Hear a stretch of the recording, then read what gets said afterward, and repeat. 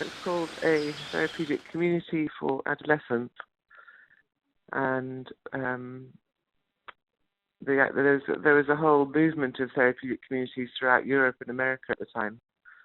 And Pepper Harrow was one of the pioneers of it. And the idea is that young people who have suffered so severely they can't really survive in a small family unit. So a large group living was possible for people with had those experiences. So the idea was you had a very, very large group, so that when young people had extreme episodes of behaviour or breakdowns, or the large group could contain it. So be that at a meal, be that at a community meeting. The structure of the day was there's a large community meeting every morning, 5 days a week, with no agenda. It would usually be something that happened the night before. And the idea of a therapeutic community is young people who've been there for 4 or 5 years could be an enormous help to young people coming in at the beginning. So that helps both the young person arriving and the person who's about to leave. And we also had 4 flats on the top floor, so the idea was that it was a home, so that you could always come back to, and people often came back when they had difficult things happening in their lives. They could come and live for a couple of months until they could sort things out. So like a normal home, you know. And it was very difficult to believe that nourishment would be there all the time. For it to actually physically be there all the time was very important. Yeah, because people would be there for 5 years, so it would take a long time, and that was one of the key things to people starting to feel better, was there every day, 3 times a day, without fail. I think the model of making food together and eating together, good fresh food together, is a therapeutic model in almost any environment, really, even if you do it on just a weekly basis. Or I think it opens doors for people. Well, food marks the routine of the day as well, because any crazy things could be going on, but food would always happen at the same time, 3 times a day. And in fact, also the 4 o'clock cake, that's why we do the 4 o'clock cake at Villa Pier, because we did it there. So someone would always bake a cake for 4 o'clock, although that wasn't an obligatory meal, but that was, most of the kids used to come to have it. So it would be times when you could have informal gatherings, which they could rely on every day. We always had a Sunday lunch and stuff, and it was like prefer meat and 2 veg, but neither of my parents was particularly sophisticated in food, but liked what they liked. You know what I mean?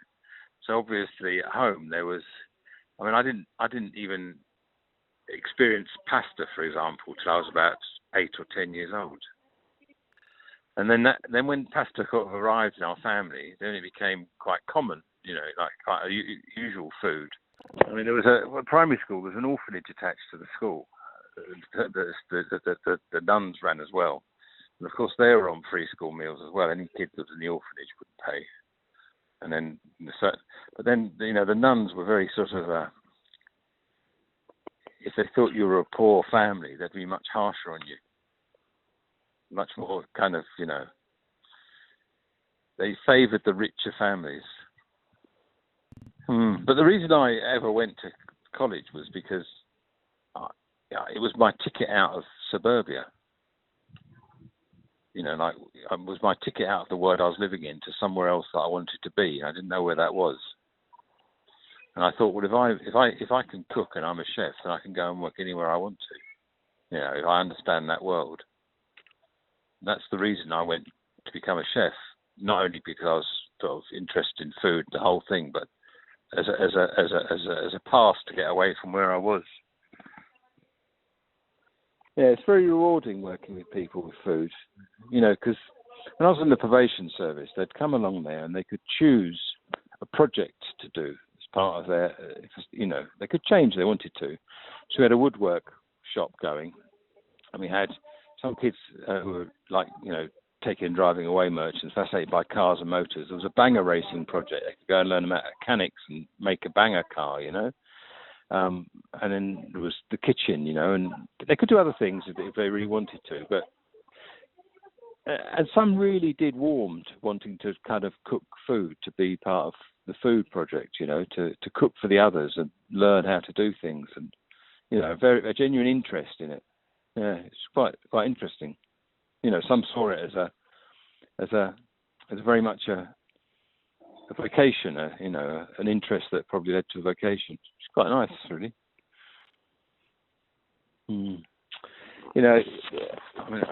I'll say to you, I don't know what you're going to finally decide for your thesis at the end of the day, but it's very hard to take the politics out of food. It really is. Everything I'm saying to you about the probation service and alternative to custody and teaching people things they never learned to their parents and trying to recreate that comes from depression, comes from a deprived background. And that's politically, you can correct that politically if you had the energy to do it. And so it's impossible to take the politics out of it, because it's their responsibility. They've created this, and they've got the power to solve it if they choose to, but they choose not to. The world we live in, generations are so divided, and there's a tendency to blame each other for everything that's wrong. So in that sense also, it was nice to sort of, communicate with young people from different communities and so on. Worst bit about the lockdown was when we had to have all our birthdays and our Diwali and Christmas and all these festival things, just me and my husband Gordon sitting and eating, having distributed all the things. One trip we did was literally round from Palmer's Green to Leytonstone to Hornsey to Bounce Green, and then back home. And then we sat down and had our Christmas lunch. Food is like art. If others, there are nobody else appreciating it, then it's like a painting. You show it. Food has to be put out there and then shared, and then people tell you good, bad, or whatever. When I'm in the kitchen, and this goes back again to my childhood, I would never get panicky that there's nothing there. What should I cook? I could always create a meal, and my dad used to always get sort of quite astounded and impressed, because my mother is the opposite, or was the opposite. She would always get into a flap about, what shall we cook? There's nothing in the house. There's nothing. For me, it was never that. There was always things in the house, and you found a way of combining them and cooking them. So that sort of passion of cooking, sharing recipes. Lots of people I find are very guarded about sharing their recipes. That's how I've learned from other people's cooking.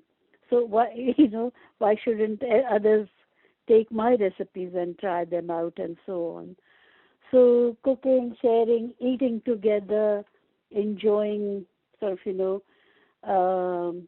nice food and drinks and good company.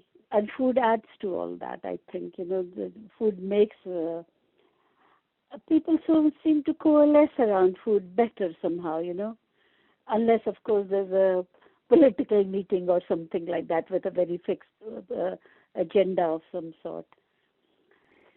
Food, as I said, is something that there's nobody, because it sustains us, but it's more than sustenance, isn't it? It's about connecting to nature in very many ways, understanding what we receive from different parts of the world. So you're connecting to the different countries and places, and so on. So like if you think about it, we've got so used to drinking tea and coffee and having sugar in things and so on, and we think it is a staple of this country. But when you think about it, it's not. It's like it comes from somewhere else. But it's become such a part of our food now that we don't think it's somebody else is growing it somewhere in Colombia or Kenya or wherever, and we are really enjoying it.